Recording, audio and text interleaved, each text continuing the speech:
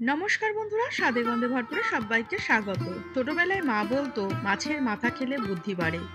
বুদ্ধি বাড়ে কিনা জানি না, তবে ভালো লাগতো তাই খেতাম। এখনো ভীষণ ভালো লাগে খেতে। আজ আমাদের বাড়ির সকলের প্রিয় মাছের মাথার একটি রেসিপি যা প্রায়শই হয় সেটি আপনাদের সাথে শেয়ার করছি। পেঁয়াজ রসুন ছাড়া মাছের মাথার রসার এই রেসিপিটা মাংসের স্বাদকেও হার মানাবে। আর যারা পেঁয়াজ রসুন দিয়ে এই রান্নাটা করে থাকেন একবার এইভাবে বানিয়ে দেখবেন। আজকের রেসিপিটি ভালো লেগে থাকলে শেয়ার করবেন, আর আমার চ্যানেলে নতুন হয়ে থাকলে চ্যানেলটিকে সাবস্ক্রাইব করতে ভুলবেন না। চলুন রেসিপিটা শুরু করা যাক।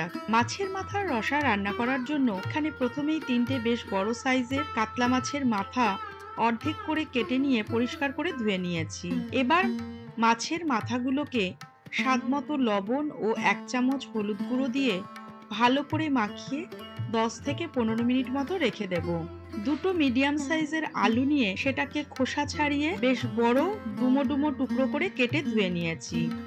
এবার কড়াইয়ের মধ্যে বেশ অনেকটা পরিমাণে সর্ষের তেল গরম করে নিচ্ছি, কারণ মাছের মাথাগুলো বেশ বড় সাইজের, তাই ভাজতে অনেকটাই তেল লাগবে। এবার আমি এক এক করে মাছের মাথাগুলোকে তেলের মধ্যে দিয়ে এপিঠ ওপিঠ ভালো করে ভেজে নেব। মাছের মাথা একটু ভালো করে না ভেজে রান্না করলে খেতে কিন্তু একদমই ভালো লাগে না।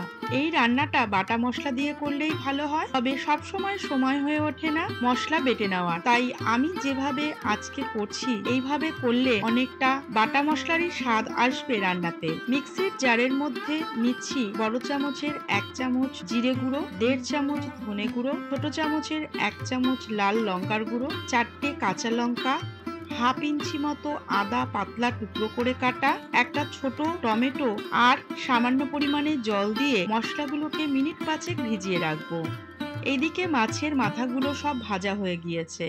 মাছের মাথাগুলো ভাজার পর যে সামান্য পরিমাণে তেল রয়ে গেছে ওই তেলের মধ্যেই দিচ্ছি আরো বড় চামচের 3 চামচ মতো সর্ষের তেল। তেলটাকে গরম করে নিয়ে দিচ্ছি ছোট চামচের 1 চামচ গোটা জিরে, একটা তেজপাতা, আর কিছু গোটা গরম মশলা। ফোড়নটাকে একটু নেড়েচেড়ে নিচ্ছি। গোটা গরম মশলার মধ্যে আছে দুটো ছোট এলাচ, একটা বড় এলাচ, এক টুকরো দারচিনি, 3টে লবঙ্গ।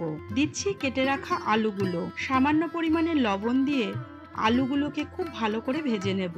একটা ঢাকা লাগিয়ে দিচ্ছি, এতে আলুগুলো ভাজার সাথে সাথে অল্প সেদ্ধ হয়ে যাবে। ততক্ষণে জারের মধ্যে ভিজিয়ে রাখা মশলাগুলোর একটা পেস্ট তৈরি করে নেব। এবার ঢাকাটা খুলে নিয়ে আলুগুলোকে নেড়েচেড়ে আরেকটু লাল করে ভেজে নিচ্ছি।